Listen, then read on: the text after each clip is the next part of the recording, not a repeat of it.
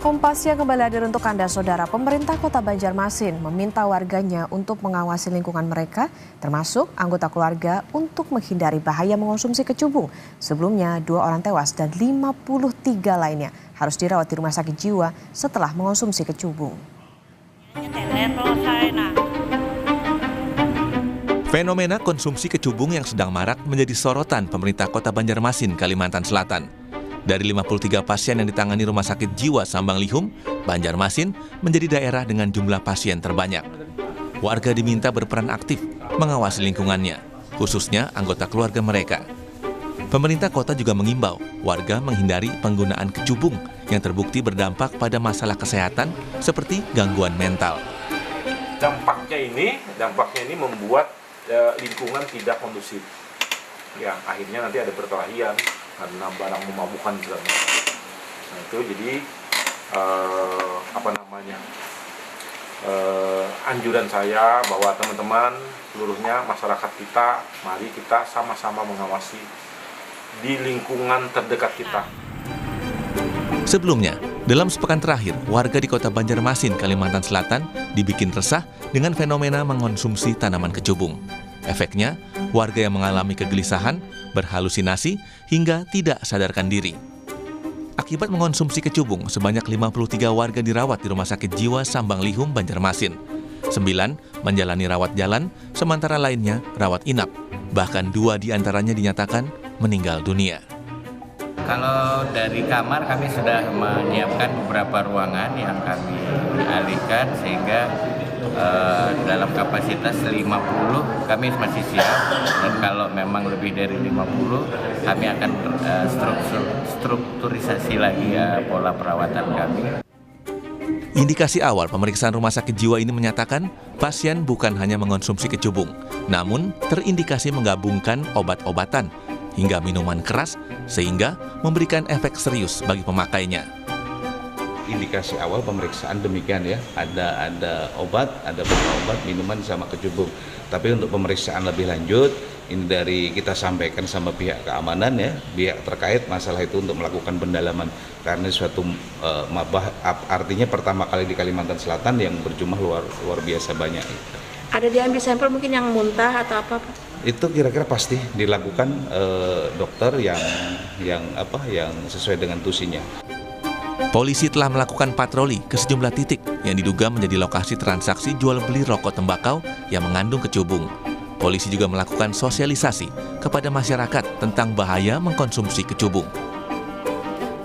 Lokasi-lokasi atau spot-spot yang rawan terjadinya penyalahgunaan, baik itu penyalahgunaan narkotika ataupun obat-obat berbahaya lainnya, termasuk dalam hal ini buah kecubung, itu sudah kami data di wilayah Polsek Banjarmasin Timur, dan tentunya ke depannya itu akan dijadikan prioritas untuk dilaksanakan patroli dan razia di sana. Pasien yang sudah sadarkan diri hingga harus menjalani terapi rawat jalan untuk menghilangkan zat adiksi secara total selama 2 pekan. Meski sudah sadarkan diri, pasien masih sulit diajak komunikasi saat dimintai keterangan. Kecubung dapat dimanfaatkan sebagai tanaman obat untuk antibakteri, anti kanker, hingga obat bius. Namun kecubung harus diolah dengan cara yang benar dan tepat untuk menghilangkan racun yang dikandungnya. Tim Liputan Kompas TV Banjarmasin, Kalimantan Selatan. Untuk mengetahui informasi terkini, kita sapa jurnalis Kompas TV Salsa Imani di Banjarmasin, Kalimantan Selatan. Salsa, selamat siang. Hingga kini berapa jumlah pasien keracunan kecubung yang masih dirawat? Selamat siang Okta dan saudara, hingga saat ini update korban yang masih ditangani oleh Rumah Sakit Jiwa Sambang Lihum sendiri masih sama, yaitu ada 47 pasien. Namun dari data yang kami dapatkan memang benar adanya penambahan pasien di Rumah Sakit Umum Daerah Banjarmasin, tetapi kami masih memastikan kembali apakah korban tersebut ini merupakan korban yang benar-benar mengonsumsi buah kecubung atau korban-korban yang sengaja mengonsumsi obat-obatan terlarang, Okta. Ya, Salsa, jadi saat ini bagaimana untuk penanganan kasusnya? Apakah kemungkinan ada unsur pidana dan penetapan tersangka dari kejadian ini?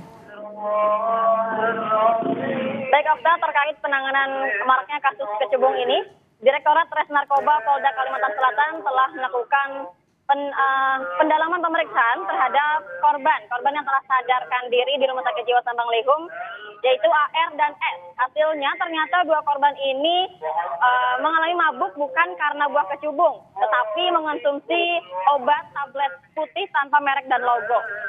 Psikiater konsultan di Rumah Sakit Jiwa Sambang Lihum pun juga menjelaskan bahwa gejala dua korban yang memakan obat ini pun sama dengan gejala korban yang memakan buah kecubung ini. Hingga sekarang tablet putih tanpa merek dan logo ini pun masih belum diketahui pasti apakah ada kandungan buah kecubung di dalamnya. Selain itu, Direktorat Res Narkoba Polda Kalimantan Selatan pun melakukan penindakan. Dari kesaksian dua korban sebelumnya, menindaklanjuti 4 tersangka pengedar obat putih tanpa merek dan logo ini. Mereka yaitu dengan inisial M, MS, IS, dan SY. Mereka juga mengaku bahwa menjual obat putih ini seharga Rp25.000 per butir. Lalu keempat tersangka ini pun dijerat pasal 435 Junto 138 Ayat 2 Undang-Undang Nomor 17 Tahun 2003 tentang kesehatan dengan ancaman penjara 12 tahun penjara. Okta.